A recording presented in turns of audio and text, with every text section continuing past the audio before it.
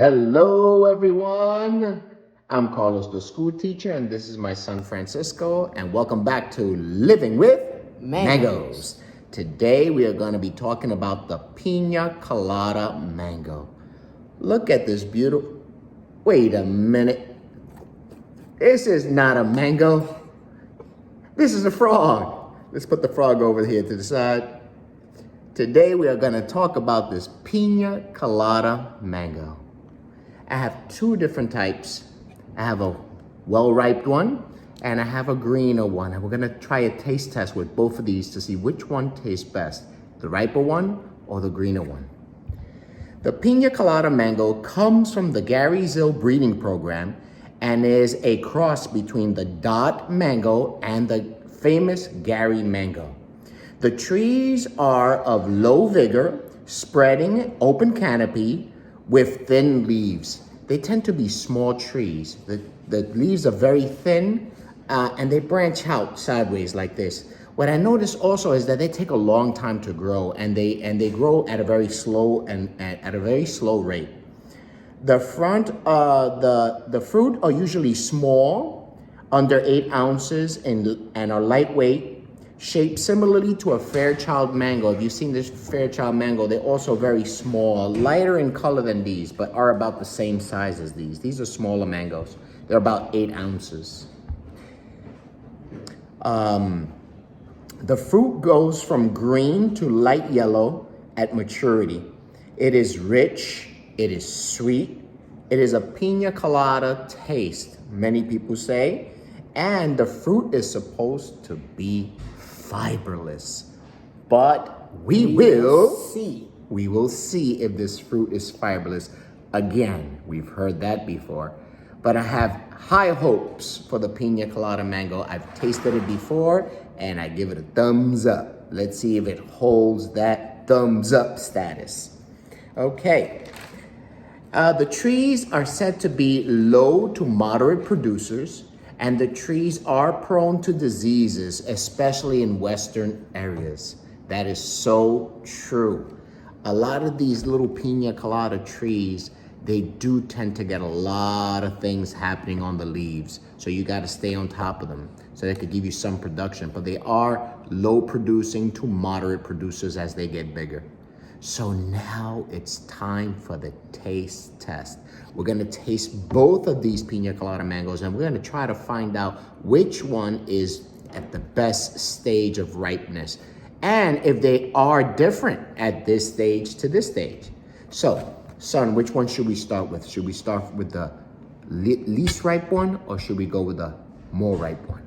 Let's start with the least ripe one. The least ripe one. Is there any reason why you want to start with the least ripe one? Well, I feel like it just fits, right?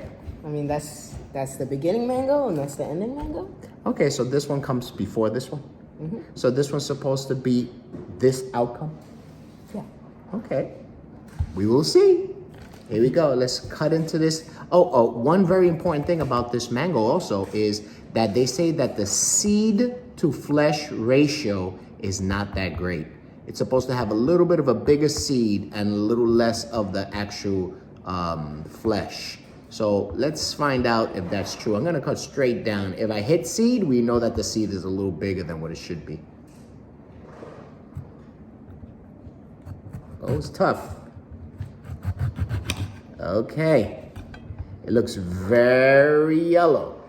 I wonder if that means that this mango is not ripe enough. A lot of people eat it at this greenish stage instead of the ripe stage where it's yellow. So let's find out if this is any different. Look at that beautiful mango. Look at that. All right, let me put this to the side. Let's try this, son. It is hard. Go ahead, try it. Give it a shot. Tell me what you think. Smell? There's a citrus smell. Okay, citrus smell. It smells sweet. Yeah. How does it smell, Froggy? It's also not. It smells great. It smells great. It's not juicy. Taste it. It looks like it doesn't have all that juice flowing, right?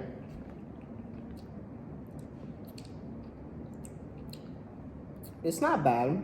It's not bad at this stage. It's not bad. It's tough. It's definitely very tough. It's a stronger mango to chew. Yeah.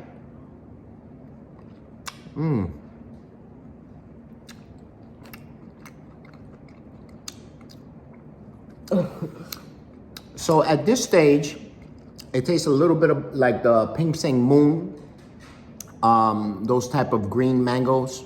Has like a chalkiness to it. It's chalkiness. It does have citrus on it. Moderate sweetness. A little bit of tartness. I think that's something you notice with most mangoes when you get them at earlier stages. They have more tart to it. Some of them are tartar, for sure. Tarty. The skin feels thicker at this stage. Definitely a lot thicker. Look at that.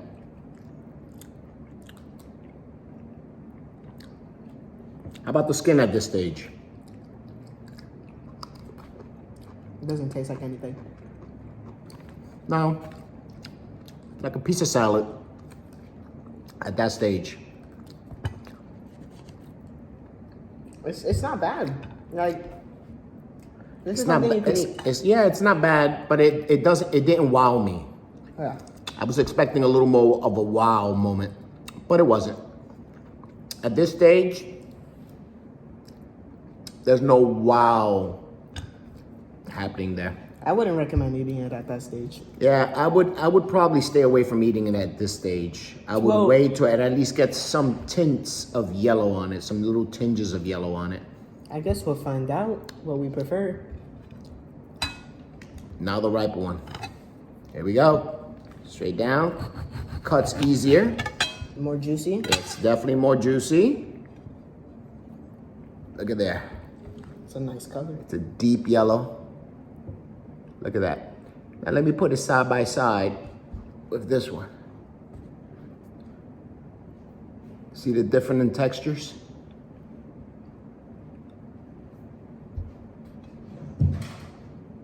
Okay. Smell this. That definitely has a good smell. It has a sweet, citrusy smell. I smell the citrus.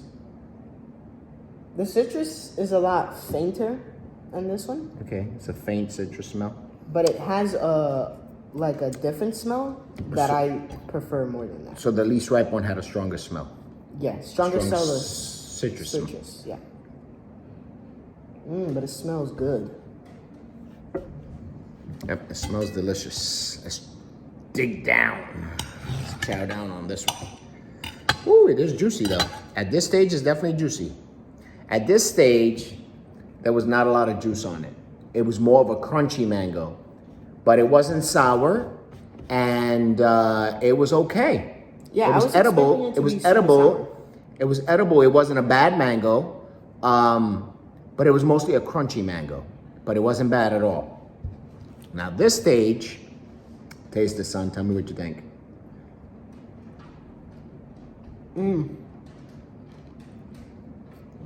Is it completely different? Yeah, it's more juicy. It's like it melts in your mouth. It's so much easier to chew. Any fiber? A little near the skin, Okay. and In a scale from a 1 to a 10, 1 being very little fiber, being more fibrous, 10 being less fibrous, what would you give it? 6.5 to a 7. Okay, let me taste it.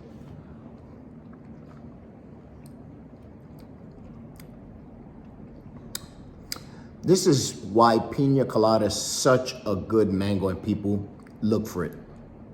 Because even though the tree produces few to moderately, and it has certain diseases on this tree, people still flock to get this tree, the Pina Colada tree, because the fruit is delicious. It is small. You could eat a few of these off the tree, and it is a delicious fruit. Pineapple-y taste, citrus taste, sweetness is great, very little fiber, and it melts in your mouth. And some tinges of coconut. Did you get some tinges of coconut on this one? Closer to the skin. Yeah. So there's some tinges of coconut closer to the skin. a slight taste of chalkiness.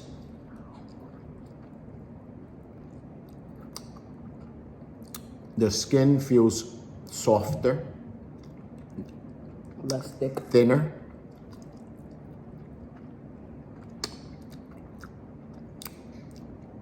It's a very good mango.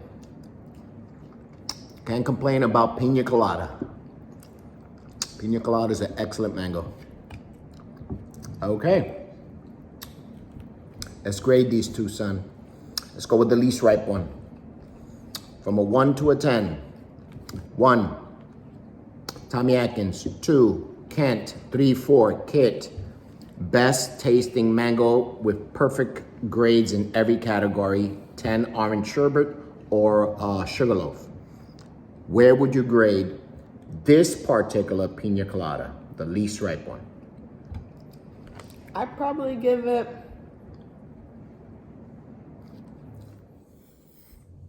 5, 4.5. 4.5, 5. I will give it about a 5.5.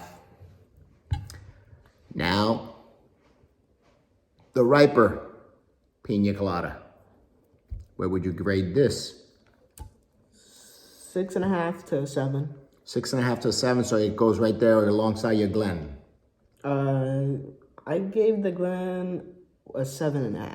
Okay, so you went higher with the Glen. I give this Pina Colada a solid 7.5. 7.5. I've tasted a little better where I had a little more coconut, a little more pineapple taste. But the Pina Colada, you can never go wrong with Pina Colada. Pina Colada is a good mango. So 7.5, a solid 7, 7.5 for the Pina Colada. Good mango, thumbs up. And with that, I'm Carlos, the school teacher. It's my son, Francisco. Peace, y'all. Living with mangoes.